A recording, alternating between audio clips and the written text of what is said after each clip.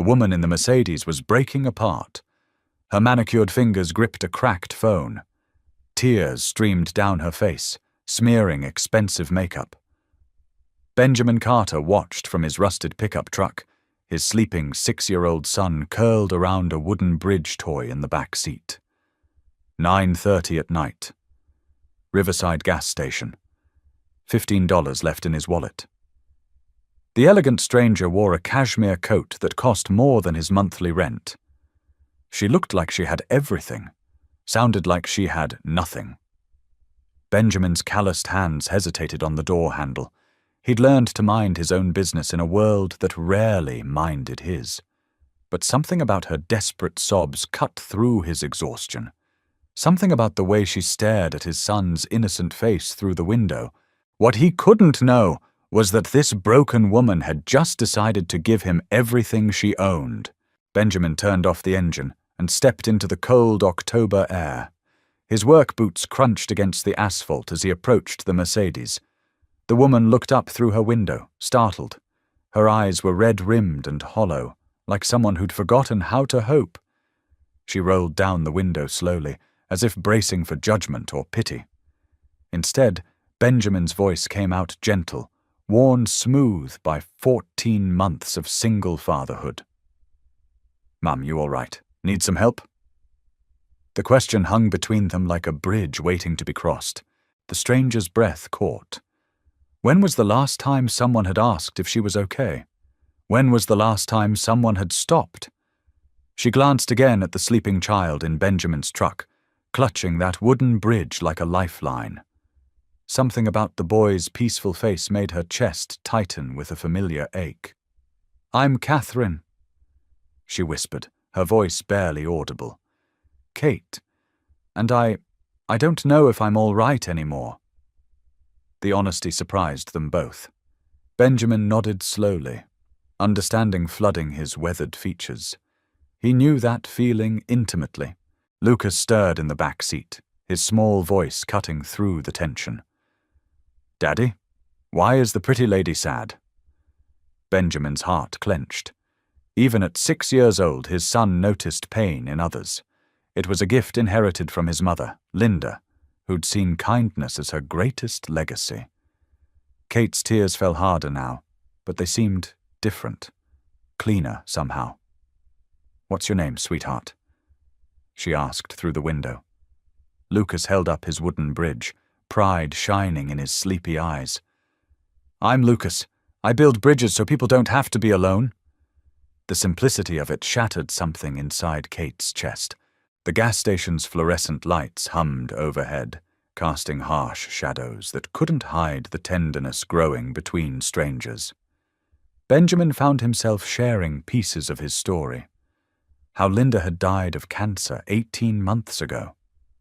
How Lucas still asked when Mommy was coming home. How some nights felt so long that morning seemed impossible.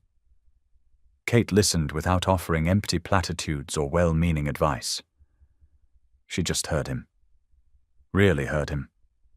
When he finished, she spoke quietly about Oliver, her 8-year-old son who died in a car accident 6 months ago. About how today would have been his 9th birthday. About how she'd driven to the cemetery but couldn't make herself get out of the car. Oliver loved bridges too, Kate said, her voice breaking on his name. He said they connected places so people wouldn't be lonely. Lucas perked up at this, pressing his face against the window. "Can I show him my bridge, when I see him in heaven?" The question was so innocent, so hopeful, that both adults felt their broken pieces shifting into new configurations. Kate reached into her purse and pulled out a photo. A smiling boy with Oliver's eyes and a stubborn chin, standing beside an elaborate Lego bridge construction. "He would have loved your bridge, Lucas. He would have wanted to build one with you." The conversation moved naturally from the gas pumps to the 24-hour diner down the road. Benjamin hesitated about the cost, but Kate insisted it was her treat. The Riverside diner was nearly empty, fluorescent lights buzzing over red vinyl booths and worn formica tables. Lucas slid into the booth beside Kate, chattering about his bridge designs while she listened with the focused attention of someone starved for a child's voice. Benjamin watched this interaction with wonder and growing warmth. Kate wasn't performing kindness or offering charity. She was simply present, asking genuine questions about Lucas's creations, sharing stories about Oliver's engineering dreams. Over coffee and Lucas's chocolate chip pancakes, the barriers between them continued to dissolve. Kate learned that Benjamin worked double shifts at the warehouse, that Lucas spent long hours in after-school care, that they lived in a one-bedroom apartment where Lucas slept on a pull-out couch. She heard the pride in Benjamin's voice when he talked about his son's intelligence, his kindness, his resilience. There was no self-pity in Benjamin's story, just love wrapped around struggle-like armor. When Kate mentioned her foundation work, she kept the details vague. Just that she helped families in need. Just that she understood how precious and fragile life could be.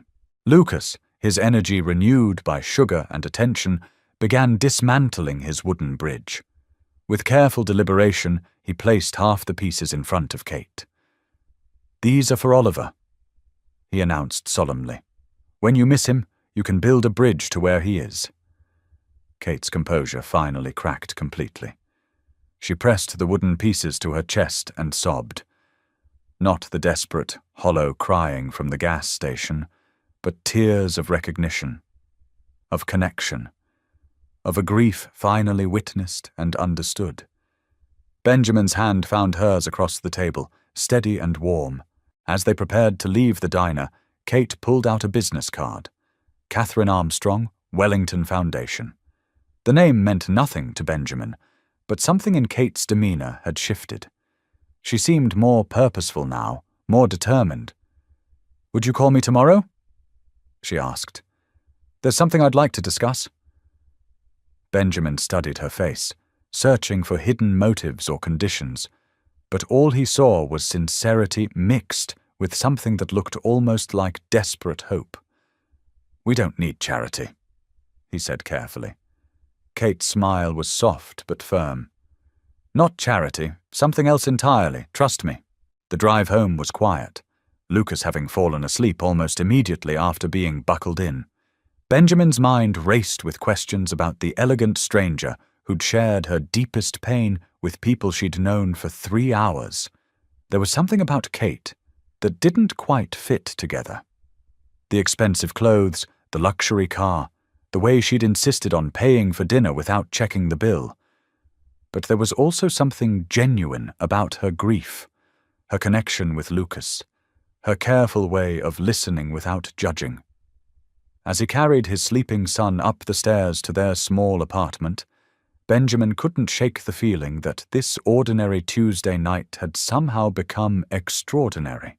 Kate sat in her empty mansion in the hills above Riverside, staring at Oliver's bedroom door. She'd avoided this room for 6 months, unable to bear the sight of his unfinished Lego projects and carefully arranged books. Tonight she turned the handle and stepped inside. The room smelled like childhood and dreams and the lingering ghost of her son's laughter. On his desk sat his masterpiece, a detailed Lego bridge spanning an imaginary river, complete with tiny cars and pedestrians. She placed Lucas's wooden bridge pieces beside it, and for the first time since the accident, Oliver's room felt peaceful instead of painful. At 3 a.m, Kate made a phone call that would change everything. James Mitchell, her personal attorney, was accustomed to her late-night emergencies.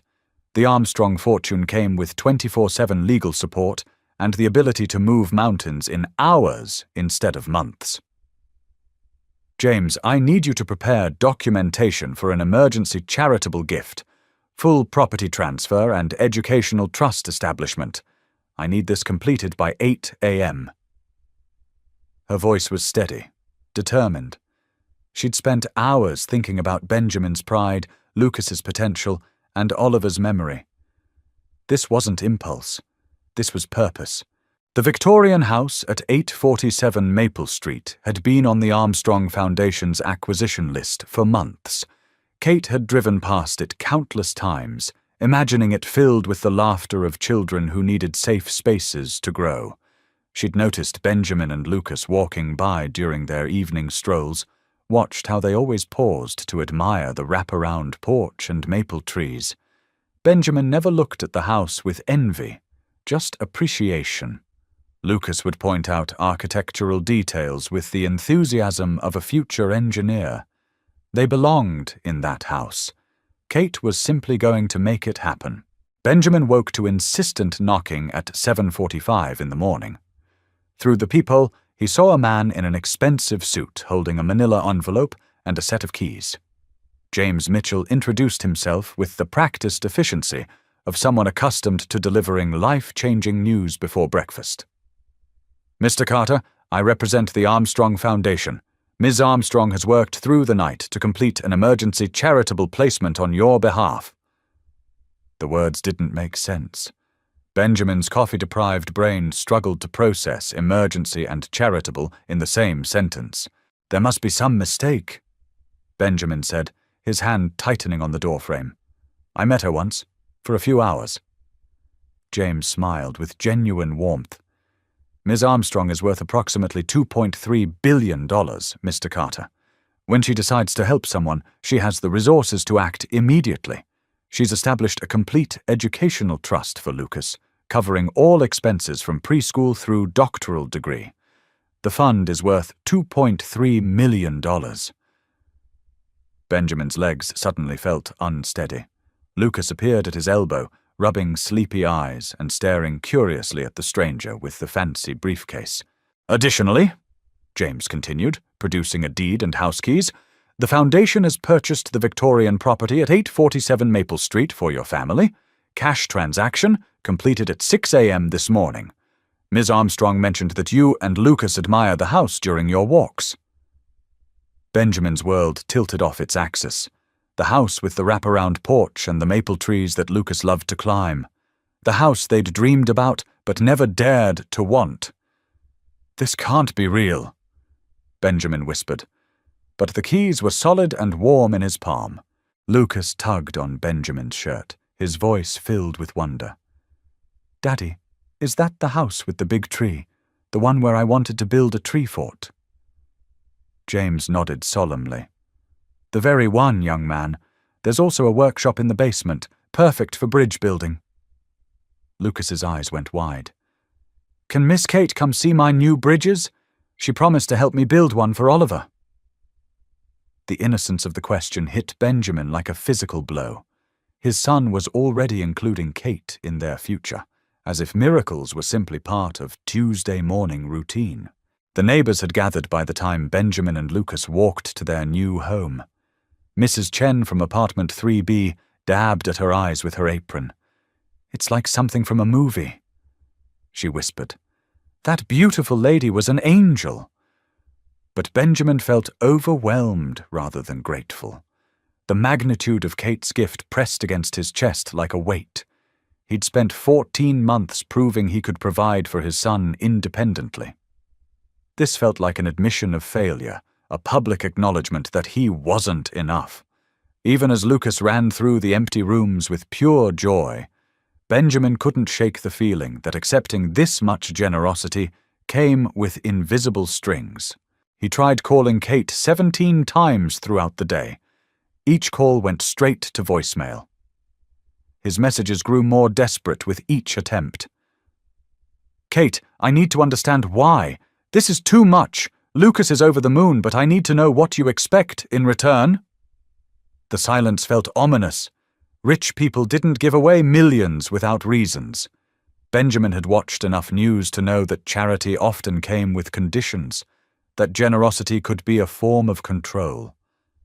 By evening, gratitude had mixed with paranoia, creating a cocktail of emotions he couldn't name.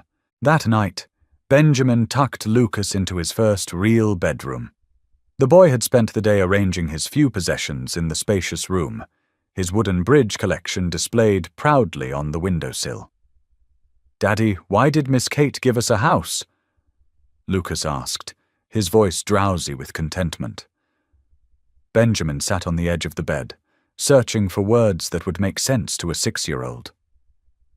Sometimes people want to help because they've been hurt too, buddy. Miss Kate misses Oliver very much. Lucas nodded seriously. So we're like a band-aid for her heart.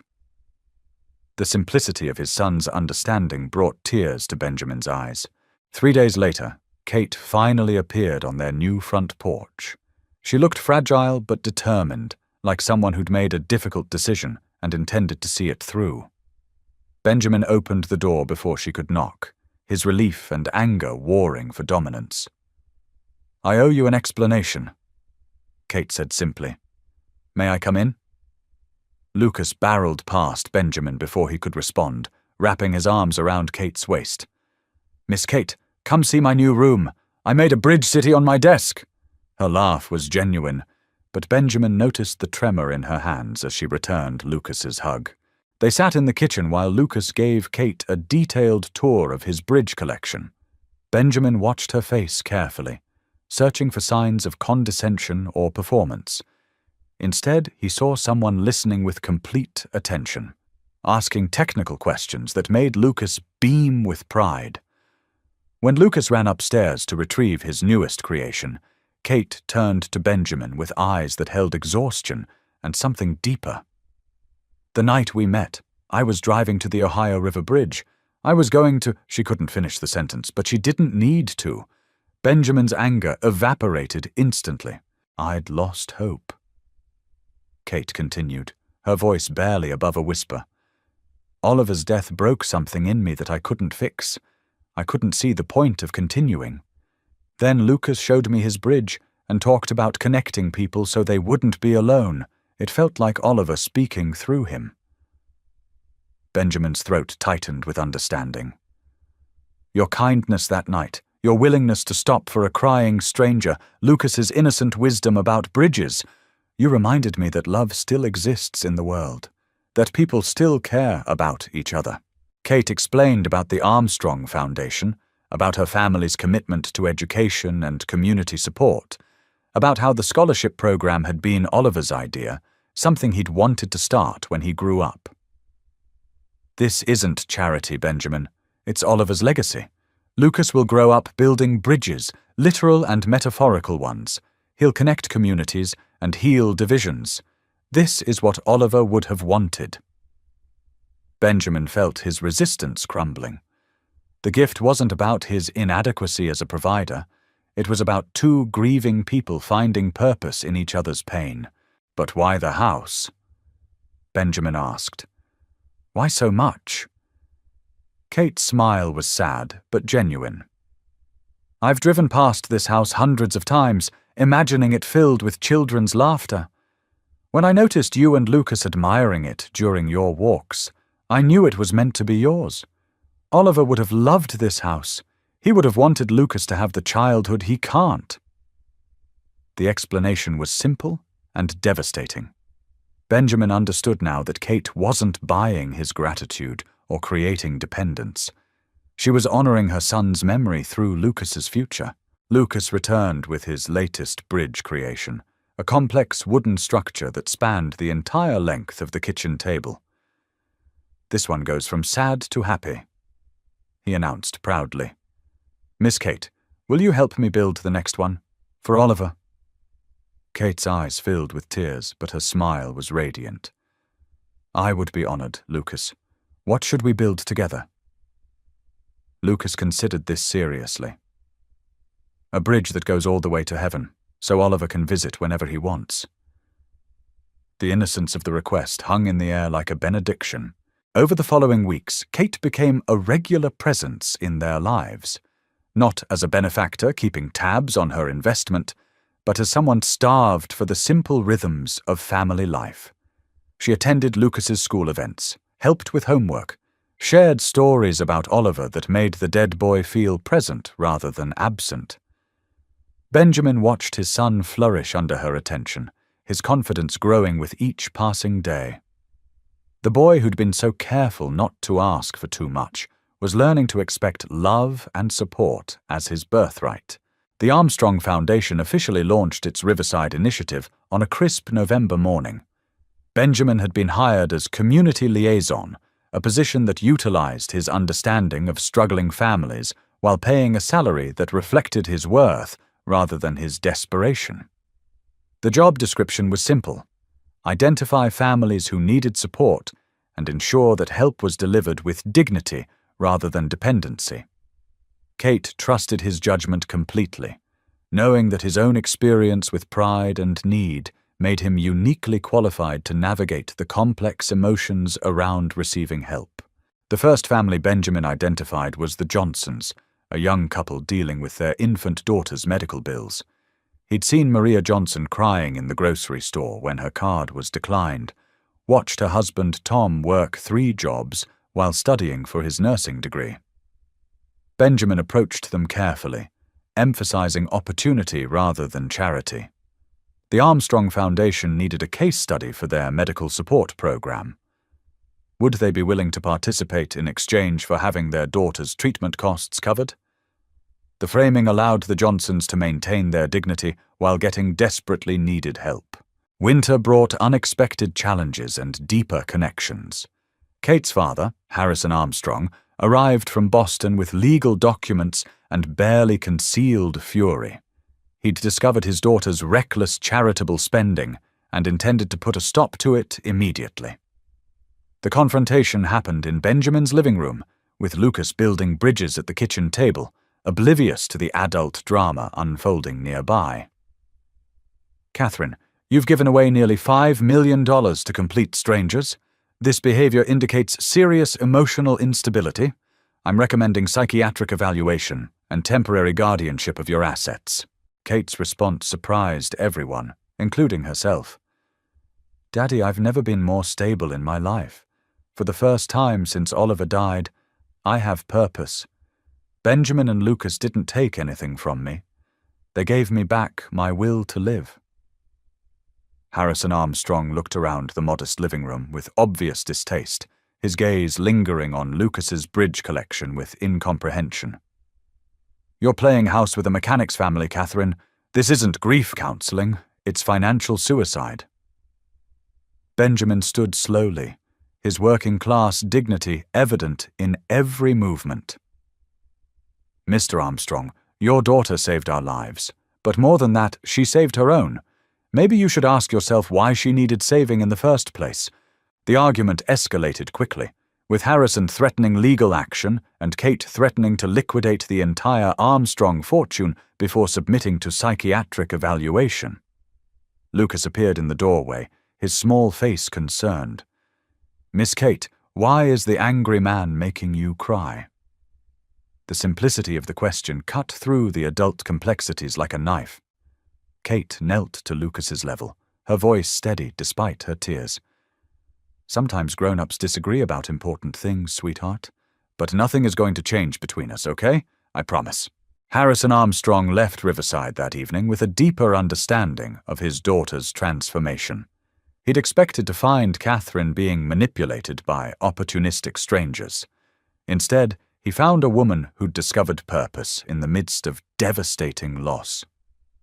Lucas's innocent questions about bridge building, Benjamin's quiet dignity in the face of class-based insults, and Catherine's fierce protection of her chosen family had shifted something in the older man's perspective. He couldn't approve of his daughter's choices, but he could no longer dismiss them as emotional instability. Spring brought the groundbreaking ceremony for the Oliver Armstrong Memorial Bridge, a pedestrian walkway that would span Riverside Creek and connect the east and west sides of town. Lucas, now 7 and increasingly confident, was chosen to break ground alongside Kate and the mayor. The boy took his ceremonial shovel seriously, declaring that Oliver would be proud to have his name on something that helped people cross safely. Local news covered the event, but Benjamin insisted that Lucas's last name not be mentioned. The boy deserved privacy to grow up without being labeled as the poor kid saved by a billionaire. The bridge project became a community effort, with local contractors donating labor and materials, while the Armstrong Foundation covered major expenses. Benjamin found himself coordinating between Kate's resources and the town's needs, translating between worlds that rarely understood each other. His warehouse experience with logistics proved invaluable, as did his ability to speak both languages, the careful pride of people who needed help, and the efficient generosity of those who had resources to share. Kate marveled at his diplomatic skills, the way he could frame assistance as opportunity and gifts as partnerships. Lucas's art had evolved dramatically over the months. His bridge drawings were no longer simple spans between 2 points, but complex networks connecting multiple destinations. His latest masterpiece, displayed proudly in Kate's office, showed a bridge that extended from Earth to clouds, with small figures crossing back and forth between the two realms. That's so people can visit their loved ones in heaven, he'd explained matter-of-factly. And so the people in heaven can check on us down here. The drawing had become Kate's most treasured possession, a visual representation of the connection she felt with Oliver through Lucas's innocent wisdom. The first graduation from the Armstrong Foundation scholarship program happened in June. Sarah Chen, a single mother who'd been working 3 jobs while studying nursing, walked across the stage with tears streaming down her face. Her 2 young children cheered from the audience, understanding that their mother's achievement meant security for their family. Kate sat with Benjamin and Lucas, watching as the ripple effects of that first night at the gas station continued to spread. 18 families were now part of the Foundation's support network, each one carefully chosen for their potential rather than their problems. Lucas's 8th birthday party was held in the backyard of the Maple Street house, under the oak tree he'd dreamed of climbing. Kate had wanted to plan something elaborate, but Benjamin insisted on keeping it simple. Pizza, cake, and a handful of Lucas's classmates running around the yard with boundless energy. The best moment came when Lucas blew out his candles and announced his wish. I wished for Oliver to know that his bridge idea worked, that people aren't alone anymore because of what he dreamed. Kate's tears were happy ones now, evidence of healing rather than breaking. That evening, after the guests had gone home and Lucas had fallen asleep surrounded by new Lego sets, Benjamin and Kate sat on the front porch swing. The conversation was comfortable, built on months of shared experiences and growing trust. Do you think we're doing right by him? Benjamin asked, watching fireflies dance in the gathering dusk. Giving him this much, this young? Kate considered the question seriously. I think we're giving him what every child deserves, the security to dream big and the support to achieve those dreams. Oliver never got that chance. Lucas will. The 2nd anniversary of Oliver's death arrived with unexpected peace instead of overwhelming grief. Kate woke up thinking about her son's laughter rather than his absence, remembering his dreams rather than mourning their interruption. She and Lucas had planned a special bridge-building session, using Oliver's favorite Lego sets to create something new together. Benjamin watched from the kitchen doorway as Kate patiently guided Lucas through the construction process, both of them completely absorbed in their shared project. The scene looked exactly like what it was, a family choosing love over loss. As autumn returned to Riverside, the Armstrong Foundation had quietly become a model for community-based philanthropy. Delegations from other cities visited regularly, studying the careful balance between assistance and dignity that Benjamin had helped establish. Kate found herself testifying before state education committees, sharing Oliver's vision of bridges that connected opportunity with need. Lucas accompanied her to several of these presentations, his drawings illustrating the concepts better than any statistical analysis. The boy's latest project was his most ambitious yet, a detailed proposal for bridges in 5 different communities, complete with cost estimates and impact projections. His 2nd-grade teacher had initially dismissed it as too advanced, until she realized that Lucas understood the mathematics behind his dreams. Bridges cost money, he'd explained seriously, but lonely costs more. The wisdom of it had left his teacher speechless and earned him a special presentation slot at the school's science fair. Halloween brought unexpected visitors to the Maple Street house. Harrison Armstrong arrived unannounced, carrying a costume bag and a tentative smile. "I thought Lucas might like to dress as an engineer this year," he said carefully, "complete with authentic blueprints and safety equipment." The gesture was small but significant, representing his growing acceptance of his daughter's chosen family. Lucas was delighted with the costume and spent the evening explaining bridge engineering to other trick-or-treaters with the enthusiasm of someone who'd found his calling. Winter's return marked 18 months since that first night at the gas station. Kate suggested they celebrate by returning to the Riverside Diner, this time as a family tradition rather than a meeting of strangers. The same booth, the same fluorescent lights, but everything else had changed. Lucas chatted easily with the waitress about his bridge projects. Benjamin discussed foundation business with comfortable authority, and Kate looked relaxed in a way she'd never achieved during her previous life of isolated wealth. The conversation turned to future plans, dreams that had seemed impossible 2 years ago, but now felt achievable. Lucas wanted to study engineering at Stanford, following in Oliver's imagined footsteps. Benjamin was considering taking college courses himself, using his foundation salary to pursue the education he'd never been able to afford. Kate talked about expanding the foundation internationally, creating bridge programs in communities around the world. Each dream supported the others, creating a web of interconnected possibilities. Christmas morning arrived with snow blanketing the Maple Street house, transforming it into the winter wonderland Lucas had wished for. Kate had moved into the guest room permanently, not as a romantic partner to Benjamin, but as chosen family, as someone who belonged in the rhythms of their daily life. The arrangement worked because it had grown naturally from need and affection rather than obligation or expectation. They were 3 people who'd found each other in the darkness and decided to build something luminous together. Lucas's Christmas gift to Kate was a photo album he'd created with Benjamin's help. Every page showed a different bridge they'd built together over the past 18 months, from simple wooden structures to elaborate Lego cities. The final page held a drawing of the 3 of them standing on the Oliver Armstrong Memorial Bridge, with Oliver's spirit visible in the clouds above, smiling down at the family he'd helped create. Kate held the album against her chest and cried the kind of tears that heal rather than hurt. The new year brought an unexpected phone call from a television producer interested in documenting the Armstrong Foundation's work. Kate politely declined, preferring to keep their story private. "Some bridges," she told the disappointed producer, "are meant to be crossed quietly."